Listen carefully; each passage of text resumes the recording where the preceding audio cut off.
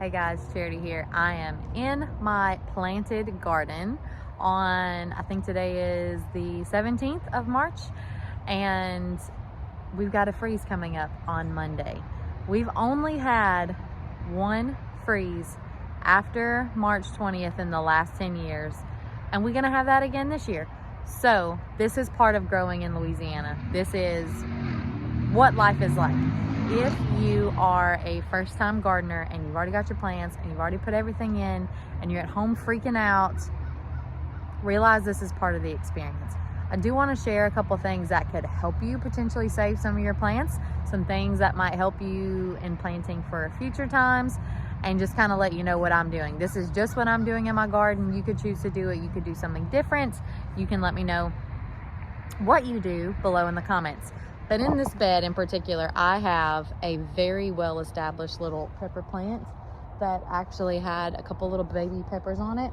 I've got some smaller peppers there, more peppers all throughout the bed, some eggplants right back here, some tomatoes on the trellises, and I have some onions across the front. You can already see that I've got some mulch down in this bed. A lot of it's blown away, but I have a whole bag of leaves here that I'm going to be mulching very, very heavily around these plants. This has some sticks in it, which really isn't super ideal, but I'll go through some other bags and see what I've got. And I'm actually going to mulch really, really closely up around these plants. So I'm going to, like those little baby plants are pretty much going to be completely mulched around. Then I'm going to take a little black pot, once I've mulched all the way around it, let's cover this sweet baby. Let's do one of these together. I'm going to mulch that really well. I'm going to put a pot over the top, and then I'm going to cover this. Once I've done it to all these plants, I'm going to cover with this frost cloth that I have, but you could also use a sheet. I use sheets and blankets, old blankets and sheets for years. Even like mattress pad covers, anything that we had that was gonna get thrown out, or people were like, oh yeah, I'm getting new sheets. I was like, hey, I'm your girl. Extra points if they're like the flannel sheets. You could also use the fleece lined like picnic blankets. Those are a really, really great thing because it'll keep the water out. But the best thing that you can do for your plants prior to doing this is water them. The main issue that you have when you have a freeze is that all the stuff on the inside freezes and the cell walls burst. But by watering them well, they're going to be very hydrated and they're going to have a better chance. And if you're doing things like this, then you're going to have a better chance even than that. I planted these things knowing that this was a possibility.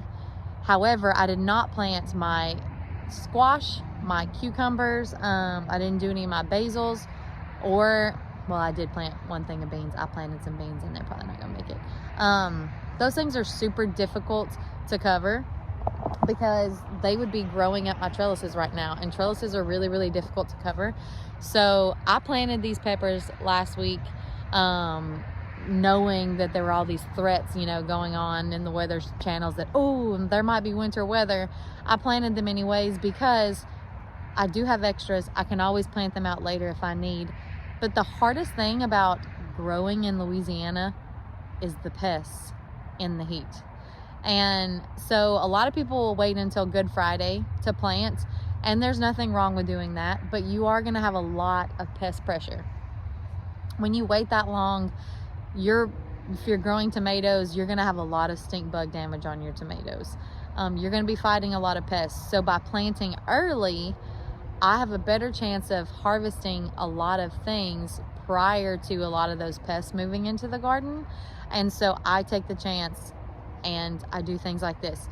Cucumbers and squash are going to, when the soil is warm, say we've got this 32-degree day on Monday. On Wednesday, the low is like 63 and the high is 83. Those squash plants and those cucumbers are going to pop out of the ground in no time. So I'm not really losing as much time as with one of these peppers and tomatoes that really do take a good bit of time to get started and established and do well. So I planted knowing that, I was risking it with these tomatoes, peppers, and eggplants, but I'm willing to risk it because I can go get any of those plants really easily. But if I get a harvest from these and they make it through, I'm going to be harvesting a lot earlier than many people are. Another thing that some people will do is they will take, say, like a milk jug or a water jug, something like that, any type of vessel they can put water in, and they'll sit it out in the sun during the day to collect warmth, and then they'll stick it under here, under their pot, especially with a clay pot. That makes a really great insulator, and those will keep your plants really, really warm. If you only have a couple of plants planted in your garden and you have some of those things available, that would be a really great thing to do. If all you can do is put some leaves out here, cover with a sheet, cross your fingers, and all the things, that's okay too. This is something that just happens. We actually had, I want to say in 2021, we didn't even get a freeze until January. So I was harvesting a ton of stuff all fall because our freeze just came so late. It's the gamble that we have growing in Louisiana. But if something happens, you can always get some transplants. You can throw them back in. It's a really, really good idea if you're on this day now and you've not started some cucumber seeds and things like that. Put you some cucumber and some squash seeds in some soil today on Friday or tomorrow on Saturday, and let those things be getting ready, and then come Tuesday you can just pop those little sprouted things in that soil into the ground. Or just wait, just gather your stuff, be really, really prepared, and you'll be able to do that.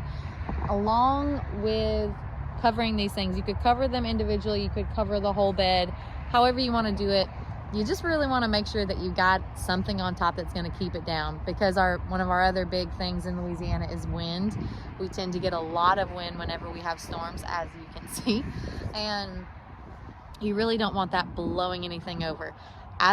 Another option, you could put like Christmas lights or outdoor lights underneath your blankets if you feel comfortable doing that. I don't have a source of electricity outside, so that's not something that I'm doing. I am just gonna mulch really well, cover with a pot, and then I'm gonna take my frost cloth and I'm gonna cover the entire bed eventually with it. If I have some extra sheets, I'm gonna throw them over these two. I am also going to just realize that I'm gonna lose some stuff, and that really is okay with me. That's the gamble that I take planting early. They always say here in the South, like, don't plant until the pecan trees bud and bloom, and I looked at my pecan trees the other day and they're so close, they're like right there. So I did risk it. It's okay. It's a risk that I find to be worth taking. You can see over here that I actually have some peppers growing. Look at that back there. Ooh, look how pretty. I have some peppers that are coming on to some of the pepper plants that I started, some flowers. So right here, all of these blossoms are gonna be lost, I'm quite sure.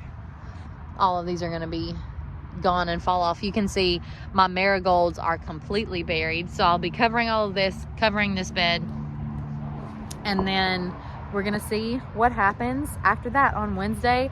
I'll be fully planting everything and I'll be thoroughly excited about it. One thing I'm really excited about is this kale is gonna get exponentially sweeter. It's gonna be really, really delicious after this cold weather.